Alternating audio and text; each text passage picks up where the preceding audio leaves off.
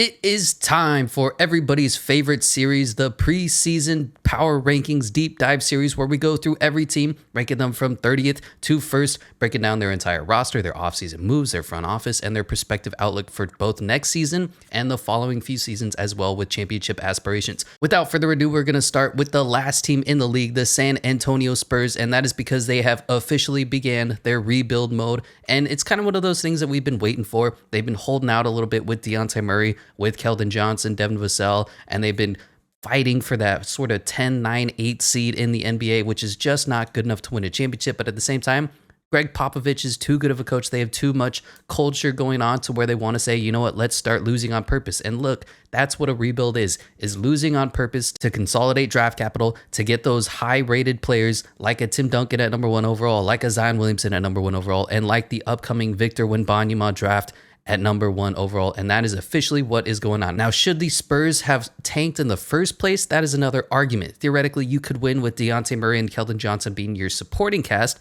The thing is, you need one of those superstar players on your team, and they just don't have one. They could use a Kawhi Leonard on their team, ironically. So they are officially tanking for Victor Wembanyama, coming in with a 77.9 rating, which is the lowest out of all 30 teams. Last year, they finished 34 and 48, 10th in the Western Conference, got outed in the first play-in game against the Pelicans, who went on to do pretty impressively for the first round. And they finished last year 21st, so they dropped 9 spots. But that's what happens when you're tanking. As for the offseason, they picked up Jeremy Sohan with the number 9 overall pick, Malachi Branham, Blake Wesley also in the first round, and they claimed Isaiah Roby off of waivers, which is a pretty sneaky good move, as well as re-signed Keldon Johnson's big $80 million contract, which we'll talk about. But they did give up Dejounte Murray. Now, I count it as a loss. It's not really a loss. It's a trade, and they got a lot of draft capital back. I think 3 first-round picks, as well as Danilo Gallinari before he got waived immediately. So I wouldn't say it's exactly a loss, but he's not on the team any longer, which officially signals that they are rebuilding. They did give up Jacques Landale, who was a mediocre stretch 5 for them last season. Lonnie Walker, probably one of the more frustrating players on their team just because he had all this physical potential, but never lived up to it. And also, Joe Wieskamp is on the outside looking in right now, trying to get a roster spot. And lastly, but most importantly, they lost their shooting coach, Chip Engelland. For those of you who don't know, Chip Engelland is the shot doctor that, quote unquote, cured a lot of players who had shooting issues, like most notably Kawhi Leonard, Tony Parker. There was some graphic where he's had a significant improvement on a lot of the players in the Spurs franchise. And look, who knows why he really left? It could have been money. It could have been that his contract is up. It could have been that he was friends with Sam Presti, which is reported.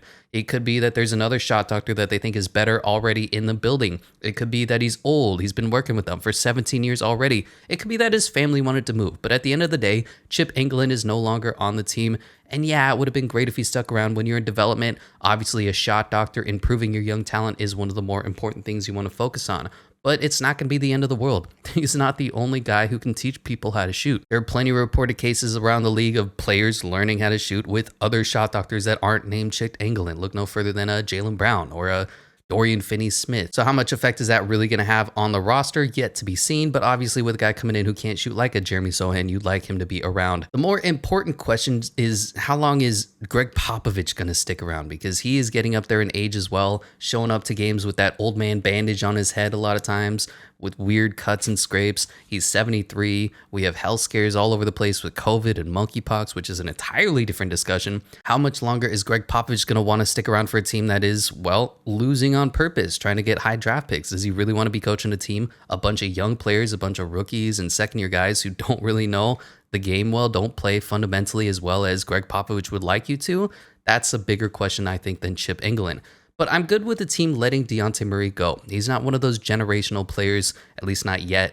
And he likely won't be a Kobe, won't be a LeBron, won't be a Curry level of player. It's not that he's not good, but his ceiling is a really good facilitating defensive point guard, and that's about it. He's not going to be a guy that's going to carry your team, not going to be a Ja Morant, and you need those guys to win championships in the NBA, and these days you need more than one of them. So the fact that they gave him up for multiple first-round picks when their prospective future wasn't looking very impressive, I think is an overall plus move for the Spurs, saying, you know what, we're not content with mediocrity. We're not content with going into the first round of the playoffs and exit. Maybe if we're lucky making it to the second round.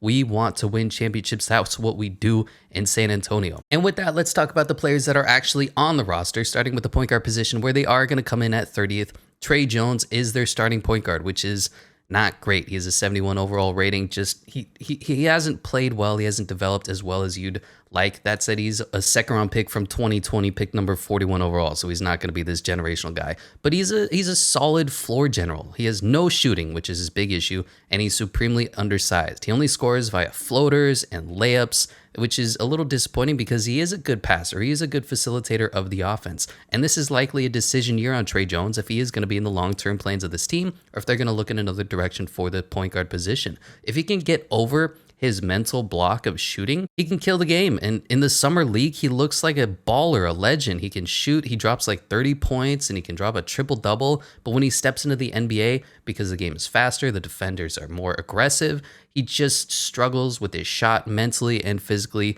Shooting, well, look at this, 19.6% from the three-point line. That's just not going to cut it. And he's always going to be undersized for today's game at 6'1". He's like, what, 160 pounds maybe? Super light, super skinny, super short, and not a good shooter. Just doesn't make for a good combination in today's game. At the end of the day, if Tre Jones can shoot, there might be a spot for him in the league. Otherwise, he's going to be on the outside looking in likely soon. And that's going to be the weird spot for this team. Who is their point guard? They don't have a point guard 2 on the roster. That's what Tre Jones was last year. They got rid of Dejounte Murray, their point guard 1. So who's going to step up to be that role? There's some ideas about running Josh Primo as the ball handler. Blake Wesley is the primary ball handler. And I think this would be a good spot for a Dennis Schroeder if you want to go between a bridge player so that the team doesn't look like a fucking embarrassment while you ruin the development of some of the other guys. Or maybe even a Sharif Cooper. He just got waived by the Atlanta Hawks, sitting out there in free agency, waiting for someone to pick him up. A lot of upside on him, but kind of similar issues to Tre Jones. So I'm not sure how much you want to attack that idea and hope that Sharif Cooper turns out to be better than Tre Jones. With that, I'm giving the point guard rating a 71 and the depth rating a 70. That's as low as I go in these point guard rankings for every single team. Effectively, if you don't have a player, you get tied with the lowest rated player in the league. And with the idea that Josh Primo might be running the point guard position, let's talk about Josh Primo. Now, I have him listed as the shooting guard on this team, ranked 30th in the league because he just wasn't very good last season. That said, let's talk about the good of Joshua Primo. He is super young. He got drafted at like 18 years old. I think he's just turning 19 this season, which is the same age as a lot of those guys who got drafted. Chet Holmgren was 20. Keegan Murray is 22. Jaden Ivey, I believe, is 19, same as Jabari Smith. Those guys were considered young of this year's draft class, so Joshua Primo, if he was drafted this year, would be the same age as those top 5 picks. His age is probably one of his biggest strengths. He has shown some flashes of shot creation ability off the dribble, which makes him one of the few Spurs who has been able to do this. A guy like Devin Vassell doesn't really create his own shot. Keldon Johnson is iffy, and he definitely improved his spot-up shooting. Joshua Primo at times will dribble, pull up from mid, and look really impressive. He's also shown that he has some facilitation ability, which is why they're playing with the idea of having him run the point guard position. But he also has some facilitation issues as well, some pretty awful turnovers and mental lapses, and we'll talk about the bad. I never liked the draft pick. I'm completely going on as a hater on record here. When he was taken number 11 overall, that was horrible value for a player that definitely shouldn't have gone that early. Period. Joshua Primo was a late first round pick at best, and when you take a guy at number 11, you put a lot of expectations on him.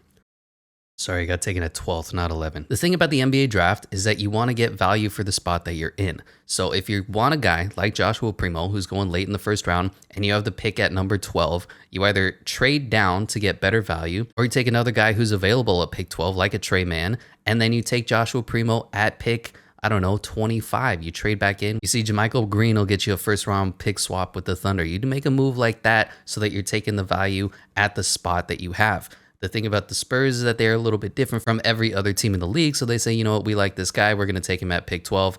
And overall, he had a subpar year. There's a lot of turnover issues for him, a lot of brain dead plays by him, which you expect from a rookie, especially from a guy who's super young, just doesn't have a lot of experience under his belt. He showed a little more spark than I saw at Alabama, so I don't say he's a complete bust of a pick. I still don't justify taking him that high. He's got some shot-making ability. For right now, he's just an undersized, underage 2-guard that has a lot of potential, and that's all Josh Primo is potential. Now, he is closer to 6'4" than listed 6'7" or 6'6" that I've seen around the league. I don't know why the way we do measurements in the NBA is so unofficial. You just say, how tall do you think you are in shoes and then out of shoes? Josh Primo is about 6'4", so all those fans, I saw one analyst call him a 6'7" point guard. He's got extreme size on him. No, he doesn't. He's not the same height as Josh Giddey. I'm sorry. But he's a 6'4 combo guard who last year gets marked as an incomplete. He's just super young, super raw, didn't get a lot of consistent minutes, which these younger guys need to develop because the Spurs were trying to win and Joshua Primo wasn't that great. Didn't shoot great from the three-point line, even though that's supposed to be one of his strengths. And my issue with what they're trying to do with playing him at the point guard is that I don't like the idea of asking a guy who's a combo guard to play point guard. It's the same issue that I have with Kevin Porter Jr. It's not that they can't do it. I just think it's a better idea to put players in positions to succeed. Make them play the stuff that they're good at. Don't have Russell Westbrook shooting the three-point ball every single time. Don't have LeBron James shooting from the free throw line. You put them where they're at their best. You don't ask a goldfish to climb a tree. You ask a monkey to do that. And the thing about Joshua Primo is that he's a combo guard. He has some facilitating abilities, but his role is to ball handle maybe every few possessions. It create a little bit for his team. If you ask him to do that every single possession, he gets away from what he's good at, which is shot creation. He's a scorer. And when you're evaluating talent and when you're developing talent, and you're not putting your guys in positions to succeed and thrive and do what they're good at, I think you're effectively ruining them and you're making them not appear as good as they could have been. Look no further than a Romeo Langford that's on this team. So that's all. That's my spiel about Joshua Primo. I don't have much more to say about him. Super raw player, gonna really see what he's got on this team this upcoming season when they're officially tanking and evaluating their players. And we'll see what he can offer to the Spurs in the future. As for Devin Vassell, another one of their young player, I feel pretty good we know who Devin Vassell is. And that's just me personally. I think he's a standard issue 3-and-D wing. He's got great length, great size. He can shoot from the three-point line, but he doesn't play much more than a 3-and-D guy who sits around and waits for the pass. Waits for someone to play, make, and create, and he can shoot the ball. I don't see that untouchable grade that a lot of Spurs fans says that they should place on him. Say, nobody's allowed to trade for Devin Vassell. I think he's a replaceable level player at this point. Going into his third year, I think you can kind of expect and understand what he's going to offer to your team. He's a catch and shoot shooter, doesn't put the ball on the floor all that well, can facilitate to some extent, and is a very solid defender. Now, pending whatever Jeremy Sohan gives you, I think it's likely that Devin Vassell is going to be the odd man out of this lineup, pending, what they do at the point guard position. Maybe they run Josh Primo at the 1, Devin Vassell at the 2, Keldon Johnson at the 3, and then Jeremy Sohan at the 4. That could be a fun roster as well. But I think with the roster that I've got ranked here, Trey Jones playing the 1, Devin Vassell moves to the bench, KJ goes to the 3, and Sohan comes in at the 4. And the issue with Vassell is that he's fairly inconsistent. He's never going to create his own shot or dribble the ball all that much, so it's going to be tough when his shot isn't falling for him to truly impact the game. He's always going to be a plus defender, so you can keep him on the court on that side of the ball. And look, he's young, and there's always opportunity to break out. That's the thing about the Spurs rosters. They're all young, all breakout candidate players, all pending a swing skill here or there, like Jeremy Sohan needing to learn offense and learning how to shoot, either learning how to play the point guard position for Josh Primo or just getting confidence in his shot, Keldon Johnson getting taller. So any of these guys have the potential to be an all-star caliber player. They just have to put in the work and show that improvement. One guy who did show the improvement was Keldon Johnson, and yes, he got paid. Was it an overpay? No doubt, absolutely. But Keldon Johnson is the only real concrete good player on this roster. He significantly improved his three-point shot. He goes from an energy and undersized forward to a legitimate 3-and-D player who still will give you that same blue-collar effort night in, night out. And he shot the 3 on high volume, which makes his three-point percentage doubly impressive. He averaged about 5 threes a game. Now he's a really undersized stretch 4 who got a ton of confidence when Greg Popovich kind of gave him a gimme spot on the Olympic squad, and he turned that into, I'm going to be a great player in the NBA. He's shooting confidently, had an unreal year from 3 where he was almost like 50% in the first half of the season and then cooled off a little bit, still shot 39.8% from the three-point line, which is hugely impressive for a guy who wasn't that good from 3. Now his issue is that he's only about 6'5" and he's playing the power forward position. Like I said, I like to see him move down to the 3 when Jeremy Sohan comes in, and maybe even play the 2 or come off the bench where height isn't as important. He's likely never to be an elite player, but he's going to give you really good effort, really good energy, had a great breakout season last year. 17-6 is nothing to scoff at, with the potential now to be the number 1 on this team of a 20-point per game season. Keldon Johnson has nothing but a bright future to look forward to on this team. I have zero issues with them given his money, especially on a team that's rebuilding, effectively losing. There's going to be a lot of games and a lot of nights where you go, man, this was a disappointing game. This guy didn't make that play. That guy didn't make that play. So you got to overpay your guys to stick around and stay on the team. And that's kind of one of the reasons why they traded away Dejounte Murray. Is there was rumors that he didn't want to stick around to be on the team for another season because they're a losing quote unquote franchise. So Keldon Johnson, overpay, but certainly worth it. Hopefully he continues to get better and maybe he has some all-star potential in this upcoming season. I'm going to rank him at 19th in my power forward rankings. Moving on to the center spot where they're going to be coming in at 20th. And look, Jakob Poeltl is probably one of my favorite unheralded guys in the NBA. He's a really good defender and a block machine, despite looking like he belongs in a cubicle taking his anger out on a printing machine. But this is the final year of a really affordable contract he signed, I think back in 2020. And being rated 20th is a bit misleading. There's a lot of underrated specialists at the center position in the league. Guys like Kevon Looney, Daniel Gafford, Yusuf Nurkic, all kind of in that same tier of good at what they do center position. Still, with Jakob Poeltl, he's going to be a good player for you. You just don't want the ball in his hands much. He's one of those guys that will toss the ball near the rim and hope it goes in, especially when he's shooting free throws. Holy crap, I think he's the worst free throw shooter in the league statistically. He shot 49% from the free throw line last year, which is, wow, horrible. And he shot so little volume that he didn't even qualify. So I'm looking at the player stats on Basketball Reference. It has Christian Wood as the worst at 62.3%. Andrew Wiggins behind him, Evan Mobley. So he's almost 10 percentage points worse than the next worst guy who was the lowest rated player. I mean, his free throwing is abysmal. It's a hack a Jakob sort of bad. But the thing is, all the other traits and qualities, he's good enough to be a starter if that's all you have. He's one of those players that's always upgradable, but not a priority position to upgrade type of guy. So if a Victor Wembanyama is coming up in the draft and he's this generational talent that everybody's saying he is, even though he's going to be like 7'8" by the time he gets drafted, you definitely look to improve upon Jakob Poeltl. But if you have other spots on your team that a better player can come available, if a Zach LaVine wants to come to San Antonio or something, you say, we can roll with Jakob as our primary center. And especially in today's NBA, the center isn't as important. You have a guy like Jeremy Sohan coming in to be a small ball 5, Isaiah Roby, stuff like that. Now, he might be on his way out for a future first-round pick because he's too good to be on a tanking team. He might make a couple of defensive plays, improve the team more than you'd expect him to, and he's starting to get up there in age for a rebuilding team. He's definitely still hitting his prime. 28 years old, so if a competing team wants to come in and say, hey, we want him on our team for the next 5 years, we'll send you a first-round pick, the Spurs will likely do that. Like I said, really like Jakob Poeltl, and I think he's an underappreciated player in today's game. Moving on to the backup center position, which it isn't all that great, Zach Collins and Gorgui Dieng.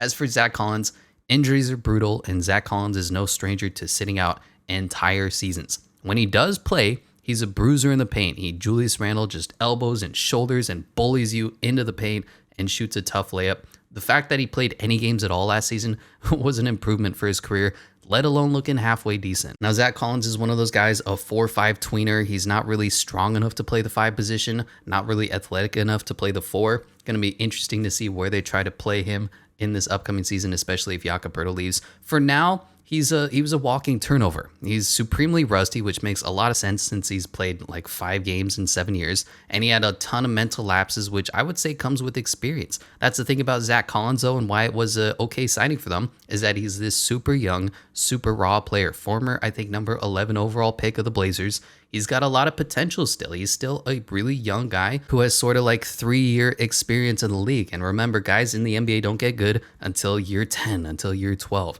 So Zach Collins, a lot of potential here. Can he stay healthy is always the first question. And what is he going to offer you at which position is the second one? He plays hard, and kind of like Joshua Primo, last year was an incomplete for Zach Collins as well, but really solid player off the bench for them. And the center 3 position, Gorgui Dieng, not a lot to say about him. He's a 3-point sniper at 7 feet tall, not really good at much else. He's been around the league for a while, is the consummate professional, rocking his second stint in San Antonio. I think he's going to be good. Backup, garbage time minutes. He's not going to offer much more to your team than shooting an impressive 42% from the 3-point line. That is your center position, where they're going to come in as 20th. Like I said, 20th for a team that's ranked 30th isn't too bad. I really like Jakob Poeltl if he's sticking around for a while. As for the bench, they're actually not too bad. Going to have a 74 rating coming in at 16th, starting with Josh Richardson, who was actually really good last year. He's just hitting his prime at 28 years old. He was really good in Boston, and he flipped that into being traded for Derek White and some draft capital. And right now, he's good depth on the team. He's one of those guys who's okay at everything and thrives at nothing, is excellent, a specialist at nothing. And I always say the NBA is a league of specialists. So he has some value, but is always eligible to be upgraded on, which is why he's bounced around the league so many years. I mean, look at his history. Drafted to Miami, and then he went to Philadelphia, and then he went to Dallas, and then he went to Boston, and now he's in San Antonio in just a few seasons. But he's hitting his stride right now, and he thrives as a combo guard off the bench. He struggles as a purely 3-and-D guy, which a lot of teams try to pigeonhole him into, and that's why he's bad on some teams, good on others. He had a career year from 3 last year. I think he shot 42% from the 3-point line. I think he's going to be able to keep it up going into next season. He just looks so confident out there at the court. He looked like he was an entirely different player. And his skill is to play as an off-ball guard. He has the ball in his hands a little bit, give him some facilitating responsibilities, especially on a San Antonio team that doesn't really have a point guard one right now. I think Josh Richardson can come in. You don't want him to facilitate the ball every single possession, but he definitely has that put the ball in my hands for a couple possessions a game and I'll get shit done sort of skill. Don't let him just sit in the corner and say, good luck, take one dribble, shoot the ball from 3. We don't want to give you the ball a lot. That's just what I'm saying with Joshua Primo. You're not putting guys in positions to succeed, not letting them do what they're best at. So I think that, plus the fact that he's 28 years old, makes him another trade candidate. He's probably worth about a mid to late first round pick in a future draft class. I think him being on the team too much longer will effectively impact a lot of the other guys on the team that they're looking to see what their combo guard ability is, especially taking 2 in this year's draft with Malachi Branham, Blake Wesley, and of course Josh Primo, and to a lesser extent Devin Vassell. Next on the list is Isaiah Roby, who was a great pickup for this team. He got waived by the Thunder for this reason, that he's too good to be on a tanking team and not good enough to be a starter for a championship team. Now, I like his game. He was the best player in the Thunder when they didn't have Shai Gilgeous-Alexander and Josh Giddey. He's a 4 forced to be a 5 because the Oklahoma City Thunder didn't have a center for the last 15 years. Now, Roby isn't an awful player. He's just underwhelming. He's got big, heavy feet on defense. He's too slow to be a wing. He's too short to be a shot blocking, rim protecting 5, and he can't shoot well enough to sustain minutes and play on the perimeter. He's another one of those guys that's a tweener 4-5 guy. That's tough to say you're going to give us value at the center spot when you're not that big, or give you valuable minutes at the 4 when he doesn't shoot the ball all that well. So his swing skill is probably going to be his 3-point shot. If he can shoot well from 3, maybe learn from Keldon Johnson, he definitely can have a spot on the roster. He has potential to be a good player. It's just which position do you play him at and what is he going to offer you? Just for me personally, I hope the Spurs don't play him at the center position. I hope they play him at his natural 4 and he thrives and he succeeds for once not being a goddamn center, because every single year, because Darius Bazley isn't big enough, Isaiah Roby ended up playing the center position for the Thunder and looking unspectacular. Next up is Malachi Branham. A lot of people call him the steal of the draft. He's one of those players that had ridiculous college splits. 50, 40, 80 shooting was ridiculous for a freshman out of Ohio State. Now, there was 3 athletic young guards in the class that showed potential upside that was taken. Malachi Branham, Blake Wesley, Bryce McGowan. Now, I personally doubted Malachi Branham's upside beyond floor spacing, 3-and-D, slightly undersized guard at 6'5" because of his awful handle and his passing inabilities. It's really bizarre that he's a good shooter with these kind of unspectacular ball skills. He has a really nice, really high release jump shot that at times looked superstar worthy. He's a decent athlete, has a good, long, skinny build that is built to last in the grind of the regular season, and I love his mid-range pull-up jumper. He's just not great with the ball in his hands. He got cooked by Connor Gillespie in the Villanova game they were eliminated in. He misses rotations defensively and made a lot of dumb plays, dumb passes, dumb shots, dumb rotations. He was a frustrating player to watch, but the talent is definitely there. Look no further than his shooting splits at Ohio State. Now, he is really passive in the flow of the game, which is a bit of a question mark, a problem point when you want to talk about a guy who's fighting for a roster spot. When he takes his shot, he's got great touch. It looks smooth. He's got a jumper, and he's a good athlete, but he doesn't use it a lot. He's just a very passive guy, lets the game come to him. Definitely needs to have his ass kicked and say, you need to go out there and play hard for us like a DeAndre Ayton does. I think he's going to a great position and a great team in San Antonio that hopefully they'll flip him on his head and get him to start playing hard, staying focused night in, night out, 48 minutes a game. And he'll definitely turn into somebody that has talent and worth in this league. Next up is Dougie McBuckets, Doug McDermott, obviously a three-point specialist. I was really impressed with some of his finishing skills as well. He doesn't just catch and shoot the ball like a David Bertans. He's not Reggie Bullock where he has to stand still and catch and shoot, otherwise he's going to miss. He'll run off screens and make it tough for you to guard him. And if you chase him off the line, he'll drive to the hoop and lay the ball up. And I know he's making some decent money, but I'm thinking about how Duncan Robinson got like $20 million a year while Dougie McBuckets only got 13, and I think that's great value. And he's also another one of those trade candidates. He's that player that I've never actually heard this before, but I think it's brilliant. He's a 3 no D prospect, not a 3 and D prospect. Obviously has value to a team that needs floor spacing, shot 42% from the three-point line last year. Really solid specialist. You know what you're going to get.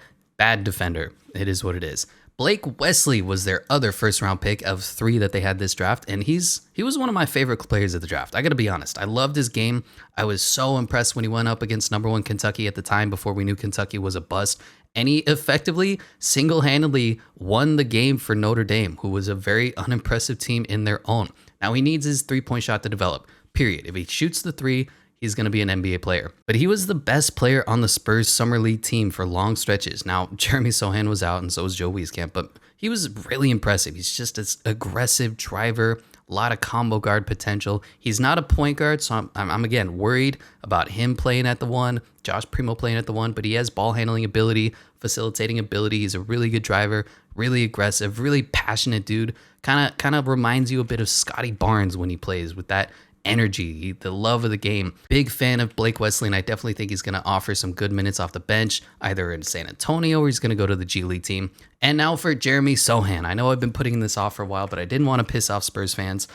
I like the process of the pick. I like that they wanted to go for the upside guy, the athletic guy, the great defender who, if he can develop his game, will be a great offensive player and defensive player, making him a great two-way player, kind of like what they did with Kawhi Leonard. I like the process. I didn't like the pick. I don't know what the draft hype was about Sohan. He never started ahead of Kendall Brown. He always came off the bench, and they were basically the same player. Gifted athletes who aren't very good on the offensive end. Now, Mox had him consistently going at top 10. He went number 9. I personally liked Kendall Brown better. He didn't have as good basketball IQ as Jeremy Sohan, but he was a better shooter than Jeremy Sohan. So do with that what you will. People are projecting Jeremy Sohan to be an Herb Jones kind of defensive player of the year candidate, serviceable on offense. But Herb Jones was a special player. At Alabama, he ran the offense, ran the defense, anchored the defense. He did everything for the team. Sohan's role for the Baylor squad was nowhere near what Herb Jones did, neither offensively or defensively. He can switch 1 through 4. I don't know if he can guard the 5 position that people are saying, but I really like his size. He's got great fight in the post for rebounds. He's a tenacious defender and a really good help defender too. He meets a lot of drivers at the rim and tries to rim protect with his freak athleticism. He's aggressive in spite of his lack of dribble and finishing skills, gives you good effort, has solid lateral foot speed, but his offense is such a black hole. And now that they don't have the shooting coach Chip Engelland, I don't have trust. I don't believe that his shot is going to get significantly better. I'm one of those guys that you have to prove it to me that you get better at this skill that you're lacking. So first things first, Jeremy Sohan needs to get a 3-point shot. He has to stretch the floor because that's what today's game is. And then he has to work on his dribble. He has some facilitating abilities, but I just didn't see the same thing that the NBA scouts saw. I was unimpressed with Sohan when he had the ball in his hand. So maybe he's going to prove me wrong this upcoming season. He's going to be a great point forward, defending forward off the bench like Herb Jones, or who knows. I'm down on Jeremy Sohan. I'm a Spurs hater. I recognize that. Hopefully he has a great season. I like the kid. I love his hairstyle. He's like Kyle Kuzma, except cool. Going to be a fun player to watch this upcoming season. As for Keita Bates-Diop, one of those mediocre power forwards in the league, really good defender, good size at the 4, bad shooter, bad offensive player as a whole. And he was actually pretty good for the Spurs last season. He's one of those guys that's been bouncing around rosters forever, but I think he's finally found his niche in the league. He's going to be a solid defender. Hopefully he can shoot a sustainable percentage from 3 to where he can actually stay on a roster. Does he stick around with the Spurs for a long time? I don't think so, but he's definitely got some sort of value for a team that's looking for players like him, like the Toronto Raptors, who love their 6'9" forwards. Romeo Langford, the last player on this roster not on a 2-way contract. He was a throw-in from the Derek White trade. He just hasn't been all that good. He's effectively a bust. He's kind of similar to Josh Richardson. He was an elite driver and finisher in college, and then Boston tried to turn him into a 3-and-D player, which just didn't work for him. He couldn't shoot the ball to save his life. They didn't let him have the ball in his hands to develop a rhythm, and then injuries. And so is there an NBA player in there somewhere? Maybe. Can Greg Popovich put him in positions to succeed? hopefully. But at the end of the day, right now, Romeo Langford is looking like a bust. And on to the two-way contracts, the final roster spots of the Spurs bench. Dominic Barlow, really impressive summer league after going undrafted from the overtime elite. He's a big forward at 6'9", 220 pounds, kind of a Paul Reed, Zeke Naji type. And he's got a surprisingly good handle for his size as well. Now he's a tick undersized to be a center. He could have some stretch 4 ability and small ball 5 with the revitalization of the power forward position in today's league. He'll bring energy off the bench for the Spurs as a tweener. He's definitely rough around the edges, is going to need time to develop, but he's got upside and, maybe a Brandon Clark type of future if he can develop his game further. The final roster spot is going to be some competition between Joe Wieskamp, Devontae Cacok, DJ Stewart, and Robert Woodard. I personally think Joe Wieskamp is going to get that spot. He didn't shoot all that well last season when he did get minutes. 14 of 43 is 32% in the 29 games that he played. He's a sneaky good athlete, has a 42-inch vertical. This goofy-looking white guy has a 42-inch vertical. Look it up. But he's got Duncan Robinson potential. Really big forward, supposed to shoot the 3 well. I think he'll fill out the final roster spot. But at this point in time, for the Spurs, he's a 3-point specialist who can't shoot the 3, and that's just not very valuable in today's game. The other guys are Devontae Cacok, a hardworking, undersized, forward-centered hybrid. Fun fact, he's never shot a 3 in his professional career. Now, I think he's too undersized and undertalented to offer anything to the team. I think they have so many tweeners already, but he is on the squad as of now. DJ Stewart Jr. is here, a mediocre junior out of Mississippi State. Yet to be seen if he offers you much. He's a big kid, big wingspan, great athlete, but he lacks focus and energy on both sides of the court. Probably going to be one of those guys that sits in the G League for a while. Robert Woodard made his return to San Antonio after his stint with the Sacramento Kings, a defensive wing who's limited offensively. Another one of those guys. Learn to shoot the 3, then come talk to me. And that is filling out the entire bench squad. Moving on to the coach and culture rating, where they're going to come in at 88th. I'm ranking them 5th this year. They've traditionally been first. We've always looked to the Spurs to be the ultimate team, the ultimate front office. R.C. Buford, Greg Popovich, the best tandem duo. Now their rating is beginning to fall. I know R.C. Buford has been a wizard at identifying talent later on in the draft. Greg Popovich has been great at coaching and developing these guys. They almost never make a bad decision, almost never lose a trade, and almost never make a bad signing except for LaMarcus Aldridge. But it's been a while since they've had a good draft pick, and they've been stuck in that too bad to compete, too good to tank situation for a while. I respect that they've fully gone in, all in on the tank for Victor Wembanyama position, but how long is Greg Popovich going to keep coaching? He's 73. It looks like they were clearing the decks for Becky Hammon to come in, be the first female NBA head coach, and then she left for the WNBA because Greg Popovich said he was going to retire and then never did. He said, oh, I'll retire when Tim Duncan is gone. Well, Tim Duncan has been out of the league for a while.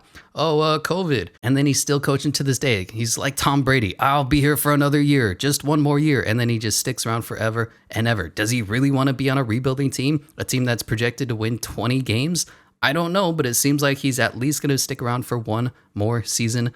Ime Udoka is gone. A lot of their coaching tree is gone. Another tick bringing down this coach and culture rating is that this is the second time the best player on their team left or was traded and talked disapprovingly of the Spurs culture. That's a red flag. Occurring one time with Kawhi Leonard could be a bizarre coincidence, but the second time now with Dejounte Murray makes it a theme. And they run a tight ship out here in San Antonio. I get that. Maybe it's too tight. Maybe it's too clean. They have curfews. They have rules and restrictions and punishments. And that might be too strict for today's generation of players. I don't want to call them soft, but they certainly like to enjoy their luxuries in life way more than we used to. And that's the thing about the NBA is it's not the NFL. It's not a you do what I say or you get cut. People are fighting for roster spots. The NBA is a lot of spoiled athletes where you have to cater to these players' egos. You have to let them go out and go to strip clubs, and then Kevin Porter Jr. will drop 50 the next night. And the Spurs don't really do that. So again, it's not that they have a bad rating. It's that they're starting to come down. They lost their all-star shot doctor. Is Greg Popovich going to be sticking around for a while? And they haven't had a really high draft pick either. So there's just a lot of abandonment of talent. They haven't won in a while. They're starting to come down when teams like the Warriors have a dynasty going. And then Kawhi Leonard says fuck off and Dejounte Murray kind of shades the team. I'm starting to see red flags on this team and this culture that never had them before. So they're still going to come in at 5th. Very impressive rating. 5th best team out of 30 in the NBA, giving them an 88 overall. And that's how they get that final score of 77.96 team rating. Projected to win 23 games next season. That seems about right. If they win less, I wouldn't be surprised. If they win more, I wouldn't be surprised. Greg Popovich is a great coach. These players know exactly what they're supposed to do, fill their role. But at the end of the day, They're tanking for Victor Wembanyama. That's all it is. Their championship odds are horrendous. If they win, if they even make the playoffs, it's going to be an impressive season for the Spurs. And I don't even think Spurs fans want that. They're going to be losing for a while. This is what rebuilding is. This is the process officially legalized now in the NBA. Hopefully in 4 or 5 years, they're going to be a team that's competing for a championship yet again. But for now, they are the last rated team in the 2023 power rankings for the NBA. That's going to do it for me. Let me know what your thoughts are, what you agree with, what you disagree with, and I'll catch you in the next one.